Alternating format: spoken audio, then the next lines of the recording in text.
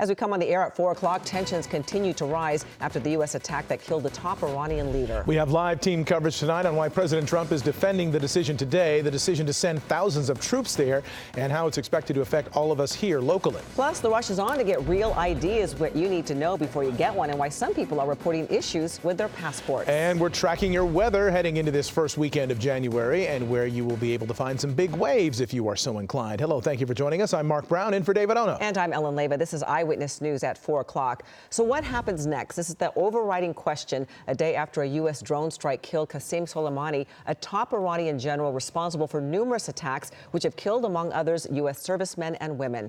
And we do know Iran's Grand Ayatollah has vowed revenge. We also know that the U.S. is sending additional army troops, nearly 3,000, to the region. Today, President Trump talked about why he gave the order. The Iranian regime's aggression in the region, including the use of proxy fighters to destabilize its neighbors, must end, and it must end now. Again, the question remains, how will Iran respond? The U.S. has urged American citizens to immediately leave Iraq, presumably out of concern that Iran could attempt retaliation there.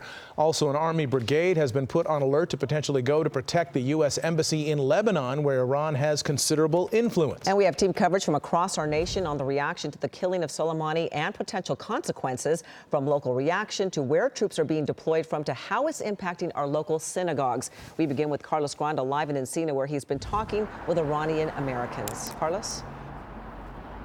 And that's right. There is a large Iranian American community in Southern California, in West Los Angeles, Beverly Hills. This is a very popular Persian restaurant in Encino. And for everyone, this attack is major news.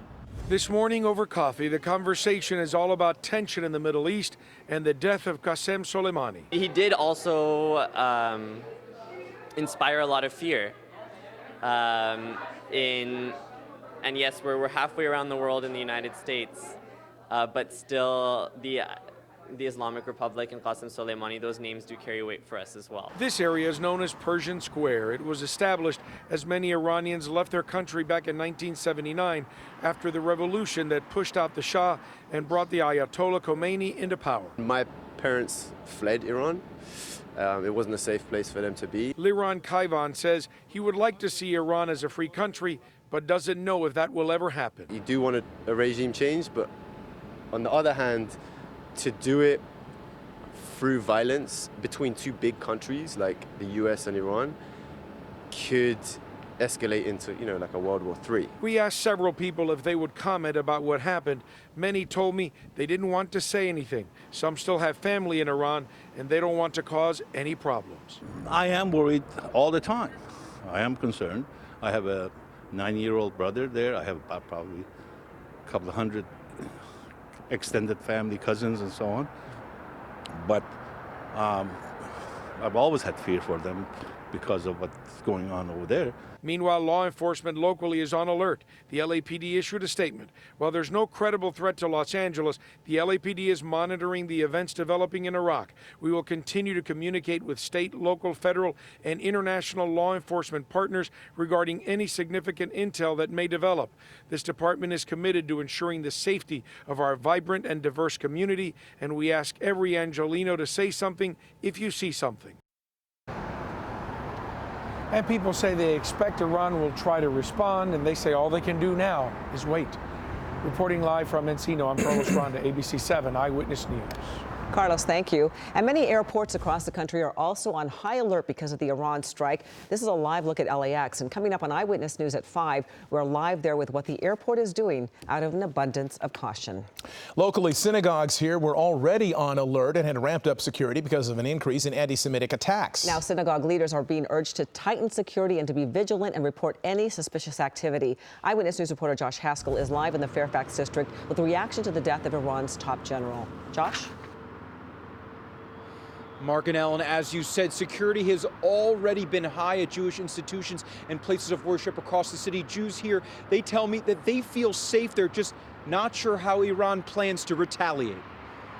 With the targeted killing of Iran's most powerful military leader, Qasem Soleimani, the question on the minds of Americans is how will Iran retaliate? Iran and the State of Israel are arch enemies, and Iran supplies groups like Hezbollah with training and weapons to engage Israel, which has Jews nervous they could be a target. If there's some nation that they hate, it's the State of Israel. They can't swallow the idea that after the Holocaust, first of all, they deny the Holocaust. They see that Israel, in terms of its army, in terms of its technology, in terms of what it's achieved in medicine, according to the philosophy of the Ayatollah, it's not supposed to happen. These are degenerate people. They're supposed to be ignored, humiliated, but they're not humiliated. They're rising in the world, and he can't swallow that. So Jewish places of worship and institutions across Los Angeles have added security, even though they've already been on high alert with a rise in anti-Semitism. We have taken increased precautions here, and we've alerted all of our security to make sure. We also have cameras everywhere. It's always a concern, and I think this will be probably another thorn in the bush that causes more concern, but I feel like this is a day and age when we cannot be too confident as Jewish people, as Americans, as in general. The world out there is complicated. LAPD's done a pretty good job over here. You may not see police cars around, but they're everywhere, and they have a good intelligence capability, and they've been protecting us. But Howard Winkler says he doesn't feel any more or less safe because of the killing of Soleimani. He prays for the safety of Jews and all Americans during a very uncertain time. They're always trying to attack anyone. With the guy alive or with him dead, they're going to still try to attack. And the LAPD says there is no credible threat to Los Angeles, but they are monitoring the situation. We're live in the Fairfax district. Josh Haskell, ABC 7 Eyewitness News. Josh, thank you, and stay with Eyewitness News for continuing coverage of the Middle East tension. In just a few minutes, we'll have a live report from Fort Bragg, North Carolina, where troops are being deployed. Now we're going to check in with Dallas Raines for a first look at our weather. Another mild day in Southern California. Dallas. Mark, we had the sunrise early this morning as we were looking from the Malibu camera. Gorgeous shot out there. And what I'm forecasting over the next couple of days is a huge change in the weather. We're going to see a major weather event for Southern California for the weekend. We'll check it out for you in just a few minutes. See you then. Okay, Dallas, thank you. This is the year you're going to need a real California ID that meets new federal standards. Some people are facing a few glitches in the application process. Eyewitness News reporter Annabelle Munoz is live at the DMV in Lincoln Park with more on the deadline and what you need to know before applying. Annabelle? Hi, Ellen and Mark. There are people in line behind me here in Lincoln Park right now, and it's only the beginning of the year, but you do not want that fall deadline to creep up on you. We know there's been hiccups in the system, so be prepared, cross your T's and dot your I's. People across California are standing in line to check one more thing off their 2020 to-do list. Just to get it, to get it over with. Depending on how prepared you are, it may take more than one try. Last time I came, they didn't qualify, so you have to go back to your house, and you don't want to do that because look at the line. It has been a confusing process for many, and now it seems there are some passport troubles. According to the LA Times, the State Department confirmed some state offices and DMVs reported some customers cannot verify their passports when applying for the Real ID. But keep in mind, there are other documents you can bring, like an original birth certificate. Now, before you walk through these doors, you want to be as prepared as possible. You can visit the DMV's website for some helpful tips, like filling out the application online, using a checklist, and even watching an interactive video. I filled out the form online. I always like to try to facilitate things and make it easier. So I did that, and then I read the instructions of what we needed to bring very carefully, just because I know the DMV, you don't want to have to come back. Alejandra Sanchez got it done and is walking her relatives through the process. I came to help my brother because this is his first time, and I already helped my mom and my dad. You know, we have to have it for October, right? By October 1st, you will need a Real ID or other federally compliant ID to travel domestically. I just moved out here from Ohio like 5 months ago, and I seen the Real ID when I was online, so I thought I might as well get that at the same time. You can also use your passport, which is still required to travel internationally. Now, we reached out to the DMV and they told us this is a federal program administered by the Department of Homeland Security and that it's not aware of any issues with the equipment that scans passports. But again, it's probably a good idea to be extra prepared. Reporting live in Lincoln Park, Annabelle Munoz, ABC 7 Eyewitness News. All right, some long lines out there, Annabelle. Thank you. So what's going to happen with home prices in 2020?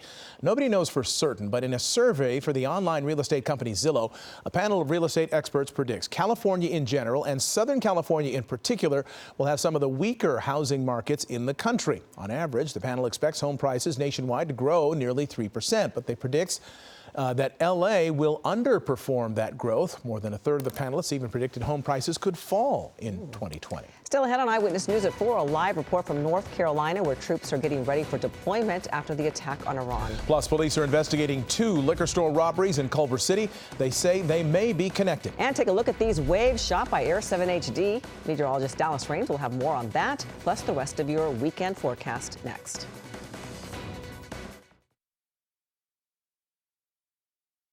The United States is deploying thousands of additional troops to the Middle East after Iran vowed revenge for the killing of its top general. Steve Daniels from our sister station in Raleigh, North Carolina, joins us live from Fort Bragg, where almost 3,500 troops will depart as soon as this weekend. Steve.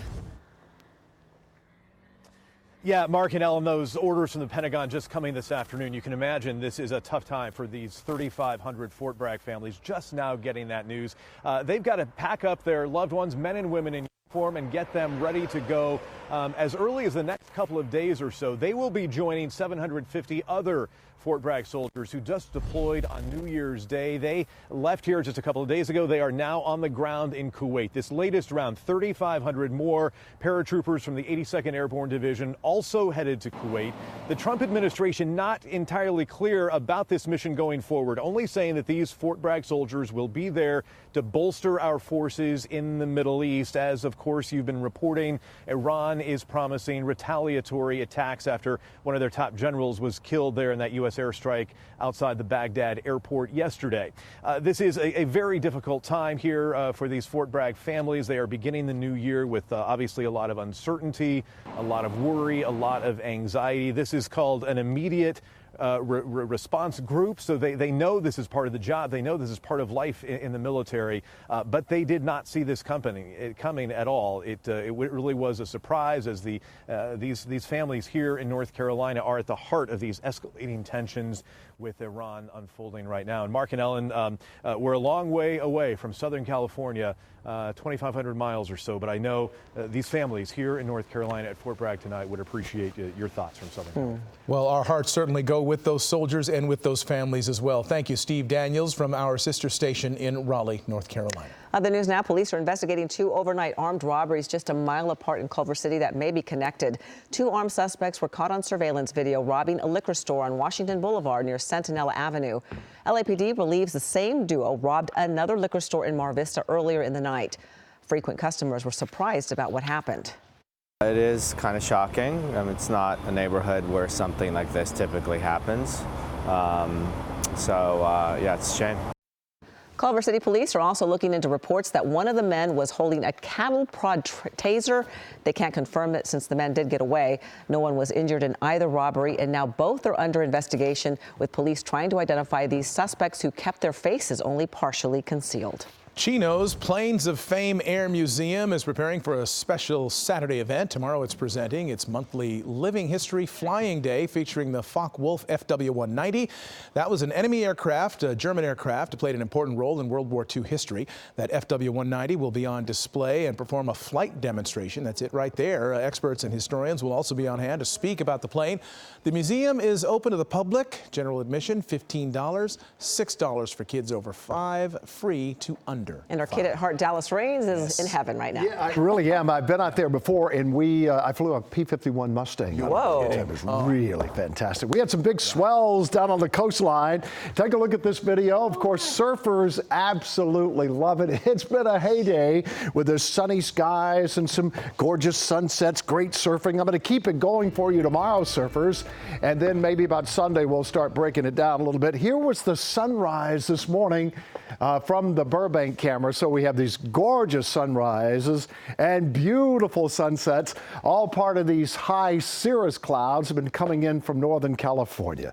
66 degrees right now, beautiful day out there. And up in the high country, we're still doing a little late skiing. It's just about should be closed down. Maybe some of the workers on the ski slope there. 46 at Big Bear Lake. A good weekend if you want to head up and do some skiing and snowboarding. And down at Santa Monica, now, tomorrow morning early, there's nothing there now, but later tonight, the moisture will increase across the area. And then about 4 o'clock in the morning, we'll see some fog form at the coastline. So if you're viewing from down along the South Bay, you will have some early morning fog. 65 degrees right now down at the coast. All right, other temperatures around Southern California include a 69 at Ojai. Again, tonight, you'll drop into the upper 30s up there. Afternoon highs will be warm again tomorrow. 46 Big Bear, 71 out at Palm Springs. Hemiture at 71 degrees. Down in OC, San Clemente, right there on the piers at 66. Hawthorne's at 67 degrees. Just lovely weather this afternoon across the area. Now, I do have a major event coming to the weather this weekend. As a matter of fact, by Sunday afternoon and Sunday night, a high wind watch has already been issued. This will be a north and northeasterly wind component with this weather system.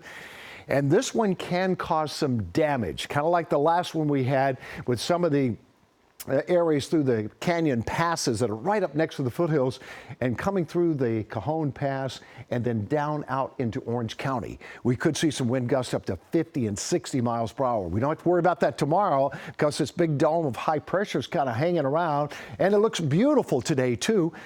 Major jet stream staying to the north, but the high drifts off over northern Baja by tomorrow afternoon, and that's going to allow a front to come down into Southern California. There will be rain in the northern part of the state tonight, and then it pushes southbound. Look, just it dries out. But with it behind the front, then on Sunday, boom, the winds shift around the northwest, and be prepared for a high wind watch, as we've already been talking about, as another dome of high pressure builds. Overnight lows tonight, Thousand Oaks, good afternoon to you. You'll drop to 42 degrees tonight.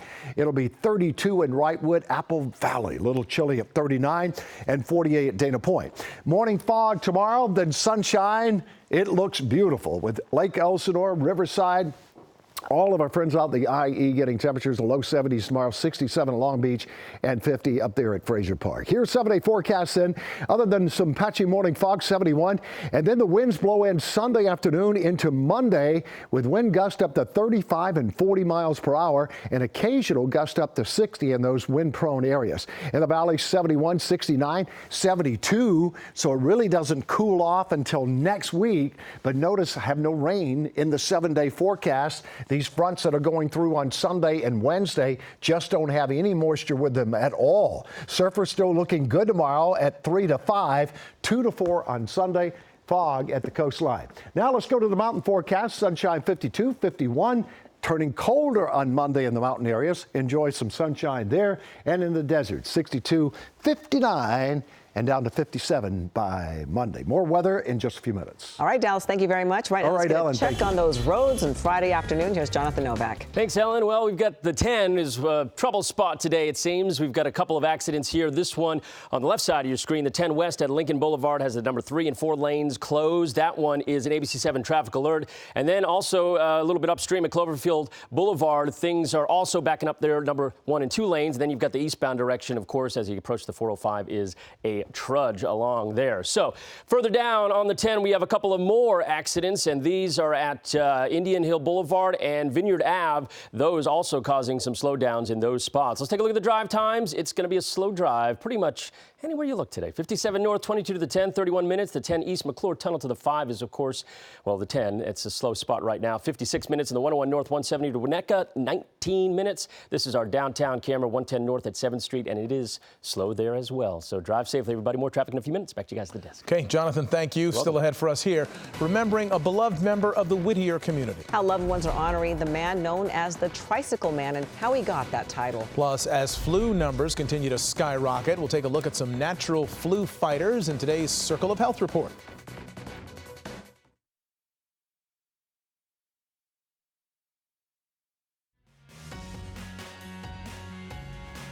New nationwide flu numbers just released by the CDC show the number of cases are rising dramatically in California. Already 16 people, including 2 children, have died of influenza-related causes since the season began September 29th.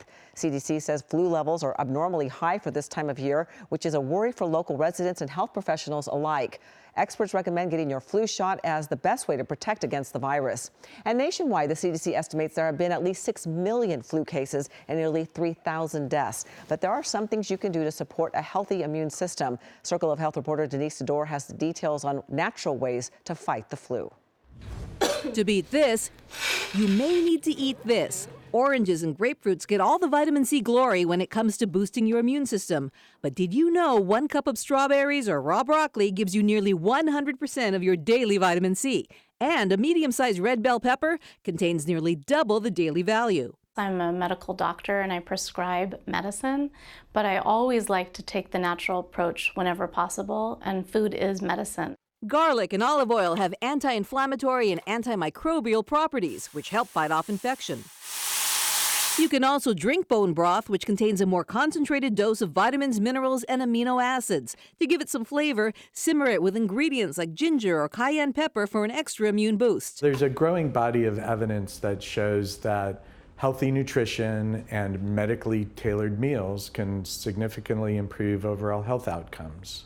If you're sick, knowing which foods to avoid is just as important. Avoid alcohol, caffeinated beverages, and crunchy chips or crackers, which doctors say can aggravate a sore throat. If you're still stuffed up, try running a hot shower and sitting in a steamy bathroom. Or run the humidifier. If the air in your house is dry, it can help ease congestion and coughs. Just don't use a warm mist because it can promote mold growth. Last tip, get plenty of sleep. It's crucial for fighting infection. Denise Tador, ABC 7 Eyewitness News.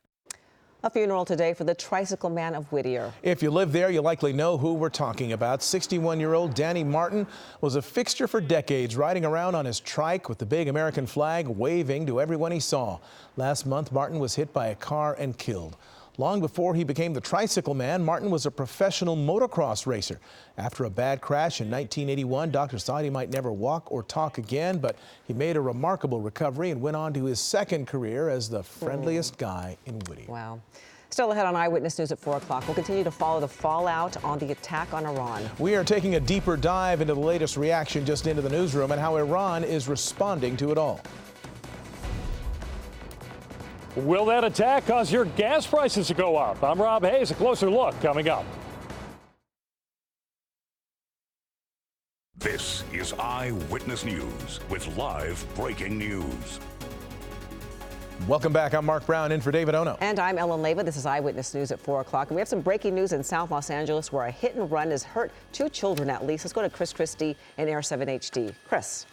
Yeah, take a look at this scene here. We're at the corner of 48th Street and Ascot here in South LA. Detectives on the scene after an initial crash, a car driving right through the front yard of this home here, or apparently the backyard, and then ending up in a major crash just a few blocks away from here. Several people, about 5 patients, taken to the hospital. 2 suspects taken into custody after going on a rampage here through South LA. We're trying to get some more details on how all of this transpired, and of course, as we do, we will bring it right to you. But for the time being, you can see there's a major investigation going on here along 48th Street. Reporting live from Air 7 HD, I'm Chris Christie, ABC 7 Eyewitness News. All right, Chris, thank you. We are following breaking news from around the world, too. The latest at this hour following the U.S. airstrike killing a top Iranian general.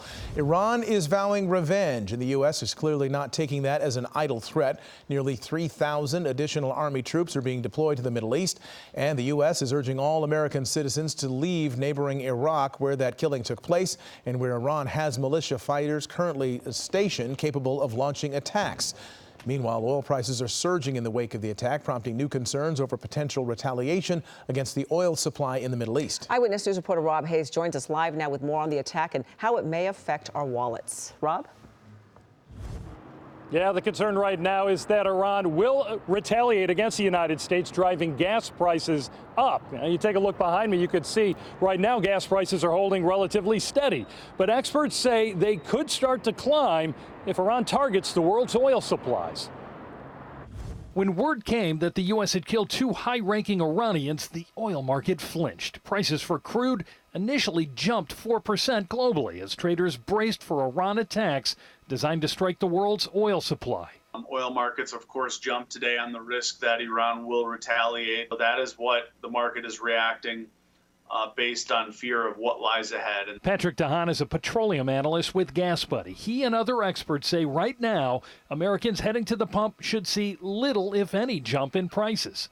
Initially, we don't expect any immediate impact at the retail level for drivers. But that could change depending on how Iran reacts to the U.S. attack. Analysts worry Iran could use its military to shut down access to the Strait of Hormuz.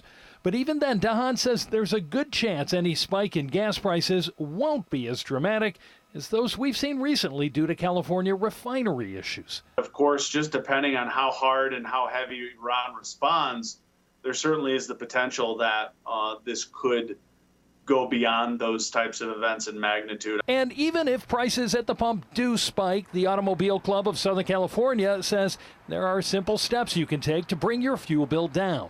Make sure that your vehicle is properly maintained according to manufacturer recommendations, including the tire tread and air pressure level. And then also make sure that you're obeying the speed limit. The faster you're going, the more fuel you're burning. Now, according to AAA, the average cost of gasoline in the LA area is $3.60 a gallon. That's a penny less than yesterday, but keep in mind that could go up if Iran decides to retaliate. Reporting live in Atwater Village, Rob Hayes, ABC 7 Eyewitness News. Rob Hayes, thank you. So many questions about what may come next in the wake of that attack. Yes, and Daryl Blocker is an ABC News national security contributor and a longtime senior CIA operative. Thank you so much for joining us, Daryl. We really appreciate you being here today. Thank you. So a lot of talk about retaliation. Do you think lawmakers' concerns are legitimate? I think they are legitimate, but the Iranians are attacking us every day, cyber-wise, in Syria, in Iraq. So it's not new to the folks in the intelligence community, but there will be a response, yes. Any thoughts on who might be targeted? Honestly, they would probably go after a commensurate target, meaning a senior military official in country. That would extend, of course, to the station chief from the CIA or another senior military, perhaps one of our counterparts.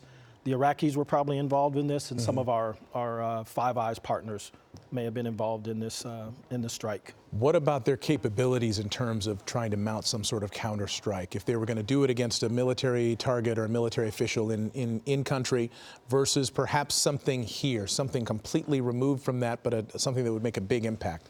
I think escalating domestically would truly lead to what everybody fears, which is war.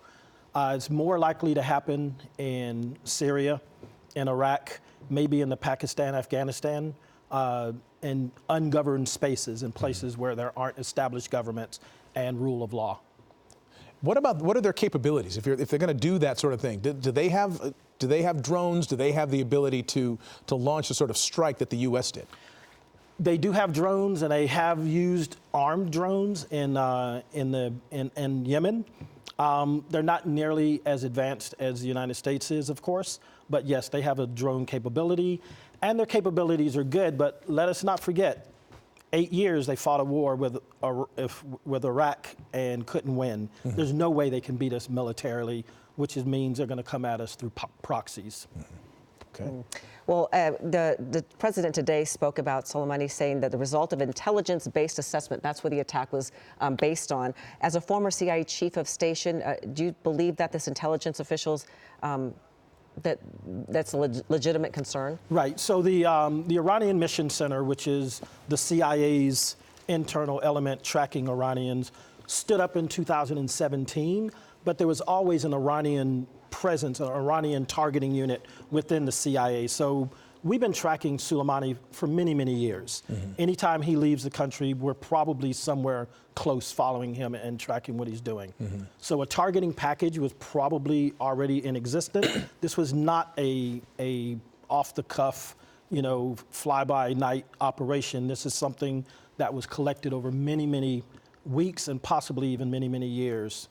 Previous presidents, George W. Bush at least, had a chance to attack Soleimani, decided against it. Correct. One, we don't know whether President Obama had the same opportunity or whatever. He at least chose not to. is there a reason, was there a reason, you know, the critics of this are saying you're stirring up a hornet's nest by attacking this particular individual. Right. And that apparently was his assessment. What's your belief on that?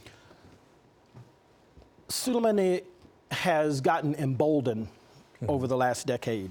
So they went from being in the shadows and quietly poking their finger in our eye, to shooting down drones, to capturing ships in the Gulf, to doing the invasion of our embassy in Baghdad. He was behind all of that, no doubt. So they didn't operate under the same paradigm as existed today. Like bin Laden, we had him in Tora Tora, and maybe we should have taken the shot, and 10 years later is when he was captured. So we might not have had the actual legal authorities. We might not have had the presidential thumbs up. We might not even have the proper targeting package that would make that come to fruition. So I don't think it's fair to compare decisions made by a president or not made by a president 10 years ago and then what they have today. Okay. And I think our viewers at home would like to know what sort of things, directives going forward will keep us safe. Anything different? Honestly, the Iranians do not have they can't project here by themselves. They do have Hezbollah, whether it's Kataib Hezbollah or Lebanese Hezbollah, and the Islamic Jihad organization, which is their armed wing. So they're going to come after us, but I doubt very seriously that anyone in the United States is going to be of any a target for the Iranian government or the IRGC. Okay. Right. Darrell Blocker, thank you very much for joining us. Thank you for having me. And Happy New Year to you. And thank you very much. And stay with Eyewitness News for continuing coverage on the tension in the Middle East following the airstrike in Iraq that took out a top Iranian general. You can always get the very latest on the free ABC 7 Los Angeles app and on abc7.com. Still ahead, excuse me, still ahead here, an incredible rescue out of Utah. Video just into the newsroom showing how they were able to help this hiker from California. A Grammy nominee in jail 23 days before the big show. I'm George Pinocchio. Who and why coming up, plus a new song from Justin Bieber and a new movie based on a true story that takes a look at criminal justice, or in some case, you could say criminal injustice, coming up.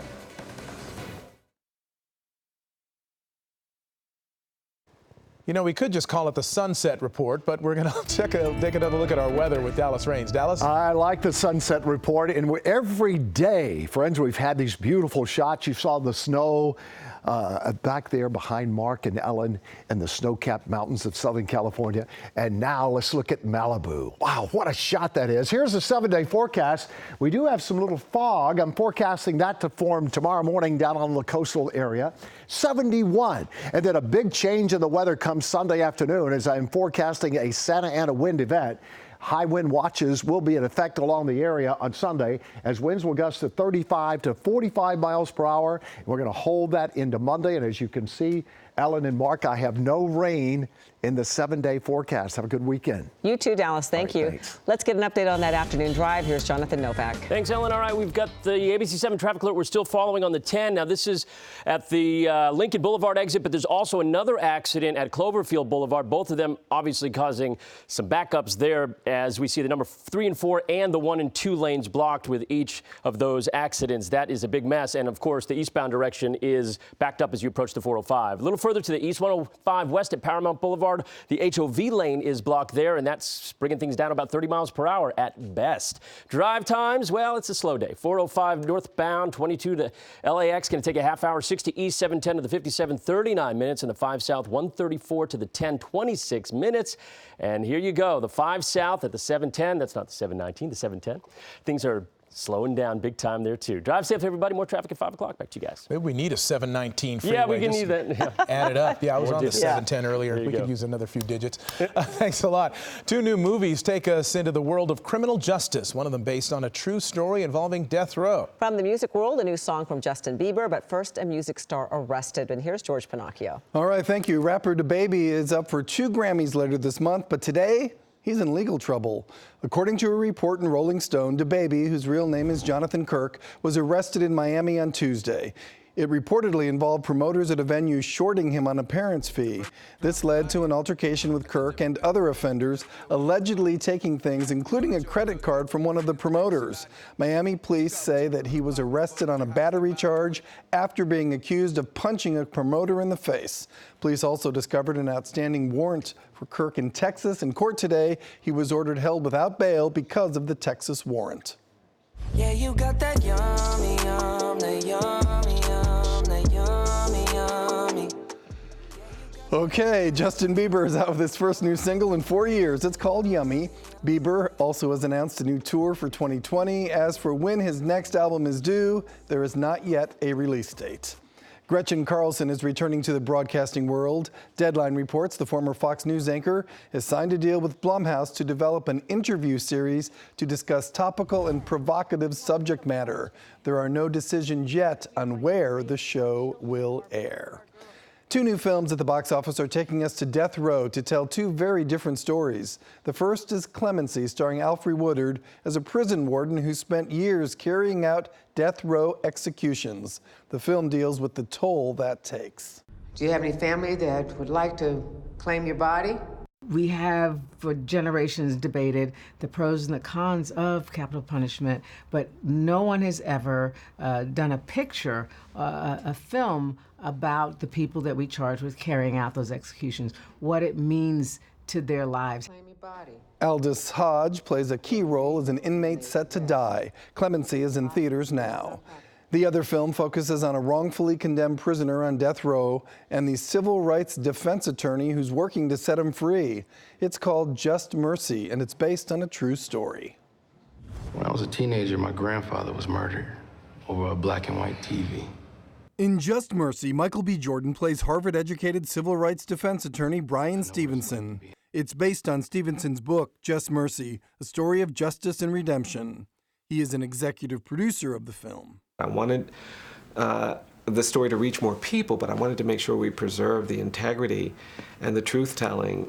And after meeting Michael and spending time with him, he's an amazingly talented actor, but he's also really committed to these issues. Besides playing Stevenson, your job isn't to defend a conviction, Tommy. It's to achieve justice. Jordan is also an executive producer, very much committed to what this movie is all about. We need a proactive approach to things. We need something that's not just an emotional reaction to an individual situation, and look at the entire scope of it and be like, how can I be involved in changing the system?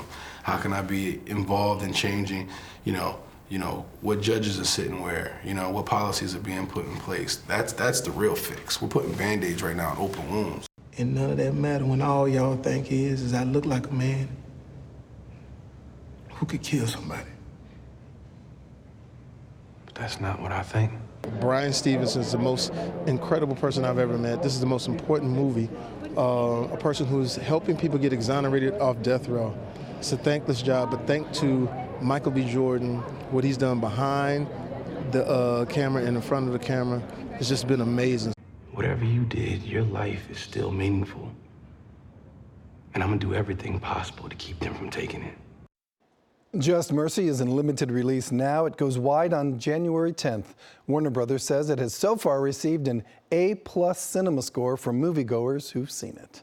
Finally, Cameron Diaz and Benji Madden are now parents. Cameron released their good news on her Instagram page, announcing the birth of Radix Madden. She says they won't be sharing any pictures or posting details anymore from here on, other than to say that their daughter is really cute. Of course she is. It's a great Cameron name. Diaz is her mom. Right. And they said she could be rad. Oh, rad. Boy. Oh, boy. Okay. George, thank you. Still ahead, where families can still catch some winter fun this weekend. And the clever way a local mom helped her daughter make some lemonade stand sales.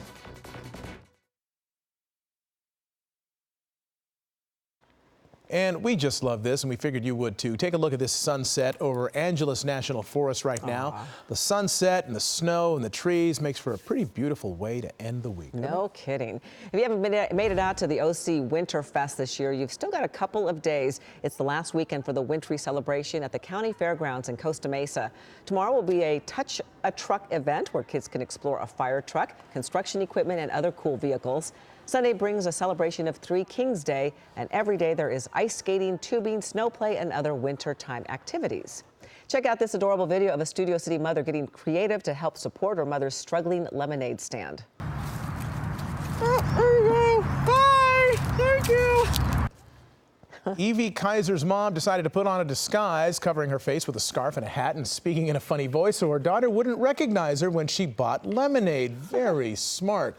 The disguise was a success, and so was the stand. Evie sold out all her lemonade thanks to some very generous neighbors. Very sweet. Well played. Yeah.